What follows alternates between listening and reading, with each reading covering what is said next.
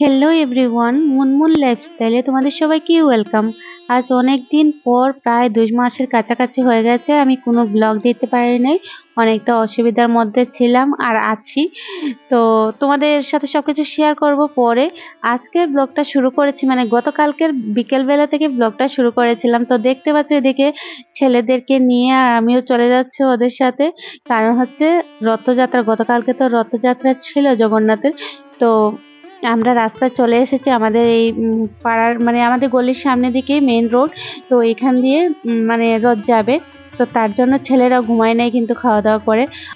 দেখতে পাচ্ছ এখানে অনেক লোকের সমাগম। আমরা কিন্তু রাস্তায় এসে গেছি আর আমাদের পাড়ার আরো ২-৪ জনও বের হয়েছে, আরো আসবে, পরে দেখতে পাবে। তো বন্ধুরা দেখতে পাচ্ছে এখানে লোকের সমাগমটা বেড়ে যাচ্ছে আর এখানে এক দুজন করে সবাই কিন্তু চলে আসছে। আর বাচ্চাদেরকে দেখতে না ভীষণ ভালো লাগছিল। সবাই মানে কি বলবো তোমাদেরকে, মানে এত ভালো লেগেছে, এত আনন্দ পেয়েছে। আমার ছেলেরা তো ভীষণ আনন্দ। আমার ছোট ছেলে কার্টুনে জয় জগন্নাথ দেখতে পায়, তো আমাকে আজকে মানে গতকালকে বলছে, মা আমি যে টিভিতে যে কার্টুনে দেখতে পাই জগন্নাথ, ওই জগন্নাথই তো দেখতে পাচ্ছি এখানে। তারপরে ওকে আমি বলেছিলাম যে ওই জগন্নাথই এই রাস্তা দিয়ে যাচ্ছেন, জগন্নাথ মাসির বাড়িতে এই বছরে একবার যান। তো ও কিন্তু ভীষণ খুশি হয়েছিল, কারণ ও কার্টুনে দেখতে পারে। এবার মানে গত বছর যদিও দেখেছে, ও অনেকটাই ছোট ছিল, ওর মনে নেই হয়তোবা। এই বছর কিন্তু ও পুরোপুরি খুশি হয়ে গেছে, ও কার্টুনে দেখতে পায়, এখানে রিয়েলি দেখতে পেয়েছে। তো তারপরে দেখতে পাচ্ছে আমি কিন্তু খুব একটা বেশি দূর যাইনি, কারণ এই পাড়ার সামনে অল্প জায়গায় গিয়েছি, কারণ ওদেরকে নিয়ে বেশি দূর যাওয়া যাবে না আর অনেক লোকের সমাগম তোমরা দেখতেই পাচ্ছ এখানে। তারপরে হচ্ছে প্রচন্ড রৌদ্র দিচ্ছে, দেখতেই পাচ্ছ কিরকম আকাশটা। বিকেলবেলা দিয়েছে, সন্ধ্যাবেলা বৃষ্টি দিয়েছিল, কিন্তু এই দুপুরবেলা, যখন দুপুর না বিকালও না, এই ৪টার দিকে, হ্যাঁ প্রায় ৪টা বেজে গিয়েছিল তখন। তো এই টাইমে রথযাত্রা হয়েছে। তারপরে তোমরা দেখতে পাচ্ছ আমরা কিন্তু ঘরে চলে এসেছিলাম। আসার পরে মানে খুব একটা ভিডিও করি নাই।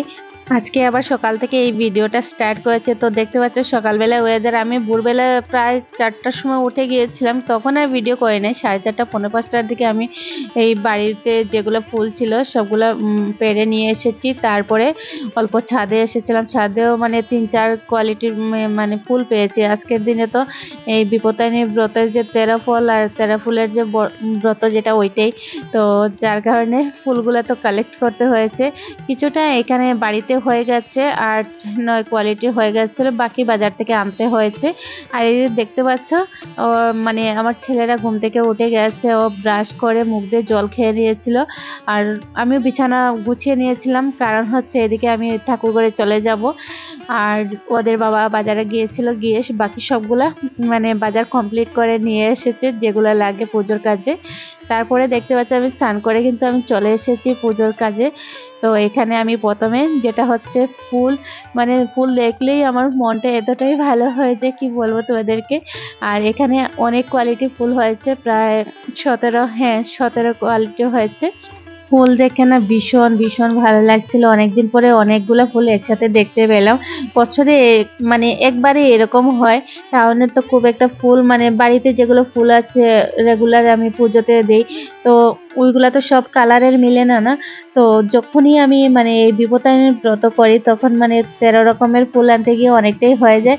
তোমরা তো আমার আগের ফুলের সাজিটা দেখতে পেয়েছিলে, মানে খুব একটা বড় না ছোট। তো বিপত্তারিণী ব্রত করলে আমি এই ঝুড়ির মধ্যে মানে এই ইয়েটার মধ্যেই আমি ফুল সাজিয়ে রাখি, কারণ এটাতে দেখতে ভীষণ ভালো লাগে। আর অনেকগুলো ফুল তো এই আমার ছোট সাজির মধ্যে জায়গা হবে না, তার জন্য আমি এখানে এই ফুলগুলা মানে কাউন্ট করেছি কয়েক কোয়ালিটির হয়েছে, তারপরে কিন্তু এখানে রেখেছি, কারণ গটের মধ্যে তো এই ১৩ রকমের ফুল দিতেই হবে, তার জন্য আমি সুন্দর করে গুছিয়ে নিয়েছি। আর এদিকে তোমরা দেখতে পাচ্ছ ফুলগুলা এরকম রাখার পরে দেখতে কত সুন্দর লাগছে, তাই না? তারপরে চলো বন্ধুরা, এখন আমরা চলে যাই বাকি পুজোর কাজে। তোমরা কন্টিনিউ আমার ব্লগটা দেখতে থাকো, আর এদিকে আমি ততক্ষণে পুজোর কাজ করতে থাকি।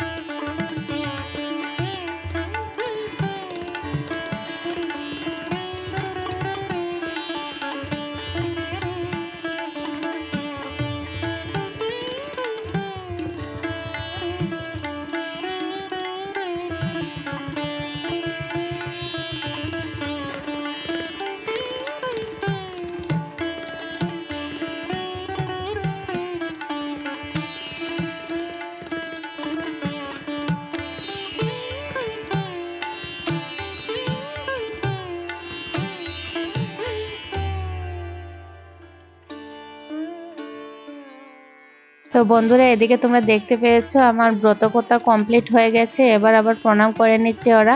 আর আজকে আমি খুব একটা বেশি ভিডিও করতে পারি না, নইলে 2 দিনের ব্লগটা অনেকটাই লম্বা হতো। আর যতটুকু করেছে আজকে আমার বড় ছেলে কিন্তু ভিডিওটা করে দিয়েছে। আমি খুব ব্যস্ত ছিলাম, আমি ওই ভিডিও করতে পারিনি। আমি ভিডিও করলে হয়তো বা আরও সুন্দর করে করতাম। তো ও আমাকে বলেছে আজকে যখন আমি স্কুলে যাইনি তো আমি ভিডিও করে দেবো, যতটুকু পারবো আমি করে দেবো। তো আমি বলেছি ঠিক আছে, তুমি যদি ভিডিও করতে পারো তাহলে করে দিও, আর নাহলে তো কিছু করার নেই, তাই না বন্ধুরা? তো বন্ধুরা আজকের আমার ব্লগটি এতটুকু, তোমরা কমেন্ট করে জানিও কেমন হয়েছে। ভালো লেগে থাকলে লাইক কমেন্ট শেয়ার করতে ভুলো না। আর তোমরা ভালো থাকবে, সুস্থ থাকবে, দেখা হবে নতুন একটি ব্লগের সাথে। ধন্যবাদ।